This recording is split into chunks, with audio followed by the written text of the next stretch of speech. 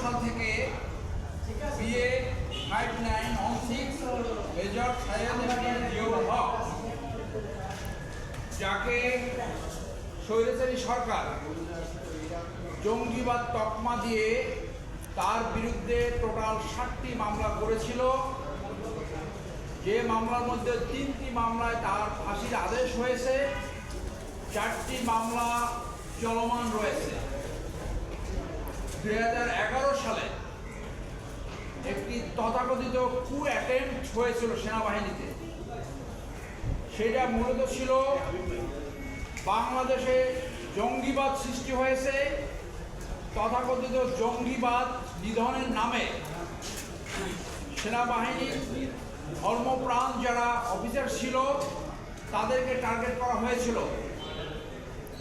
রয়ের বুদ্ধিতে আওয়ামী লীগ সরকার তৎকালীন একটি পলিসি নিয়েছিল, এইটা জনগণের সাথে দেখানো যে বাংলাদেশে যদি আওয়ামী লীগ সরকার না থাকে তাহলে জঙ্গিবাদ মাথাচাড়া দিয়ে উঠবে, জঙ্গিবাদ বাংলাদেশকে গ্রাস করবে। সেইটার টার্গেট বানানো হয়েছিল মেজর সৈয়দ জিয়াউল হককে। জিয়াউল হক অত্যন্ত ব্রিলিয়ান্ট অফিসার, ফোর্সের বেস্ট ক্যাডেট, সিলেট ক্যাডেট কলেজের ছাত্র ছিল।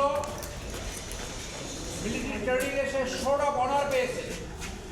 যারা অলরাউন্ড ব্রিলিয়ান্ট তারাই সোর্ড অফ অনার পেয়ে থাকে। এই অফিসার ধর্মপ্রাণ এবং দেশপ্রেমিক ছিলেন।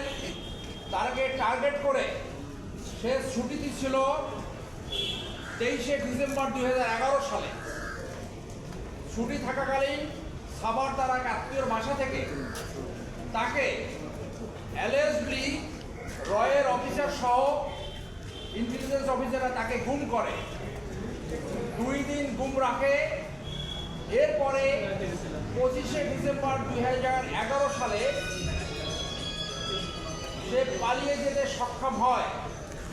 সে অত্যন্ত বুদ্ধিমত্তার সাথে বলেছিল, তাকে যখন গুম করে ইন্টারোগেশন করছে, অনেকটা তাকে টর্চার করেছে, সে তখন বুদ্ধি খাটিয়ে বলেছিল যে আমি কোনো কিছু আমার ব্রেনে রাখিনি, আমি একটা পেন ড্রাইভ, তোমরা যেখান থেকে আমাকে ধরে নিয়ে আসছো সেখানে একটা পেন ড্রাইভ আমি ফেলে আসছি।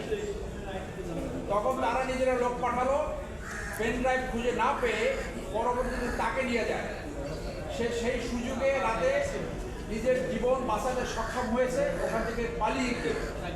2011 সালের পরে আমরা জানতাম না সে জীবিত আছে কিনা। আপনারা জানেন মেজর জাহিদ নামে এক অফিসারকে জঙ্গি সাজিয়ে সেই সময় ডিবির মনিরুল খুন করেছে। মেজর জিয়া বুদ্ধিমত্তার সাথে তার জীবন বাঁচাতে সক্ষম হয়েছে।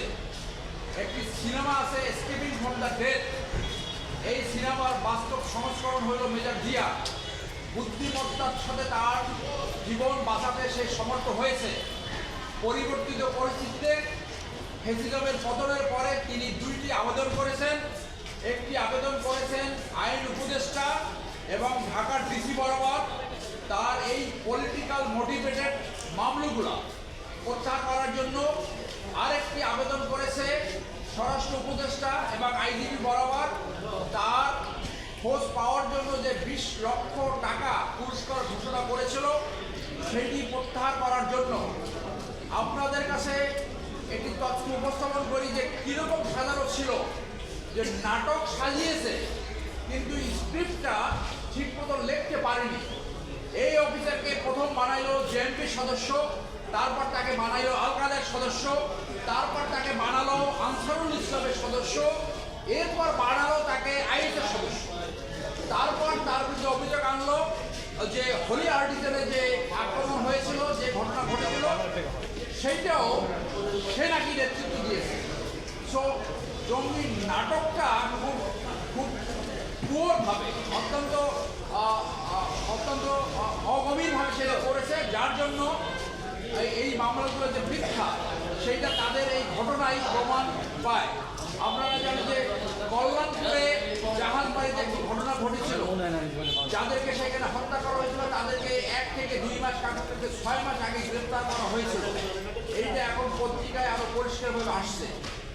এই মামলাগুলো পুরোটাই পলিটিক্যাল মোটিভেটেড, মিথ্যা এবং জঙ্গি নাটকের অংশ। আপনাদের মাধ্যমে আমি কনসার্ন মিনিস্ট্রিকে আবেদন জানাবো তার এই মামলা অতি দ্রুত প্রত্যাহার করে তাকে মুক্ত জীবনে ফেরত এসে তার পরিবারের সাথে মিলিত হওয়ার সুযোগ করে দেবে। পলিটিক্যাল মামলা প্রত্যাহারের জন্য কমিটি হয়েছে, সেই কমিটি তার এই আবেদন বিবেচনায় নেবে বলে আমরা আশা করি।